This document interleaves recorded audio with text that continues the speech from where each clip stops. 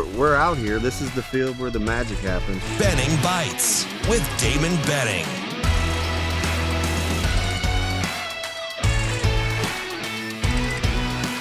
Benning Bites with Damon Benning. It's another episode of Benning Bites. Appreciate you being a part of what we are doing. Fantastic segments today. Really got in kind of some of the nitty-gritty with what's going on locally in basketball. And, you know, back-to-back days of a Benning Bites talking about Nebraska basketball where I wondered, like, I was fully prepared to have to eat crow, right? I mean, that was kind of a thing. I just kind of over every game being a referendum, and it really didn't have. It was must win. I felt like for the sake to be goal oriented, but wasn't must win to defend Coach Hoiberg. I felt like, I mean, clearly he's proven that he's more than capable, more than accomplished, and I'm telling you guys, it doesn't seem like much because on the surface, Washington wasn't considered a very good basketball team, and I'm not here to sell you that they are. I'm saying when you're a program like Nebraska that had come through the 6-game loss, then the back-to-back wins with Illinois and Oregon, your own head coach told you that it's all for naught if you don't win in Seattle.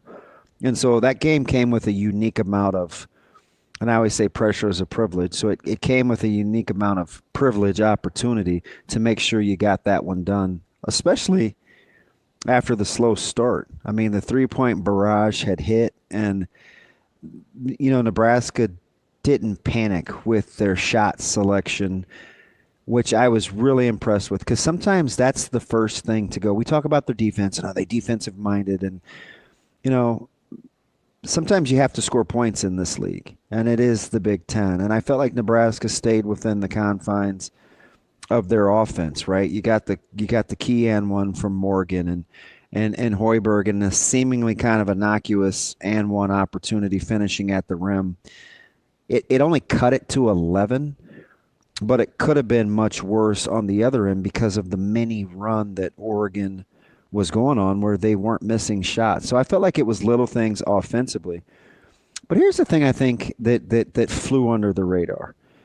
Usually to lose a game like that, and Nebraska was only a 2-point favorite. KenPom had it, a one-basket game. So the expected outcome was for it to be a close game.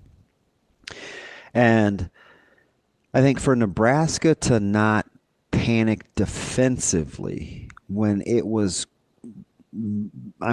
chaos. They had 47 points at the half for Washington, a team that, now I get it, the second half, you know, they'd made 9 of their first 10, so that put them at 16 of 35 for their last 3-point attempts if you count the second half of their previous game. But going into that, they were 9 of 45 from 3, so at some point they had to kind of cool down, and they did. But Nebraska only committed for the game 11 personal fouls. Washington only attempted 12 free throws. And don't undersell that. Sometimes when teams need a get-right game like Washington, not only are they shooting it better than a team typically have, they're getting free throw attempts as well.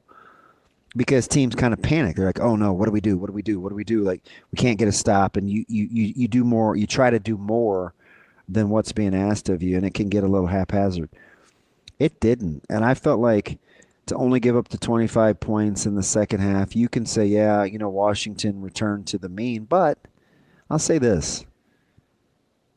It would be easy for a team to panic and aid in road upsets like that, because that typically is what has to happen. You have to get a little help for teams like Washington to pull the upset. And Nebraska was not a willing participant.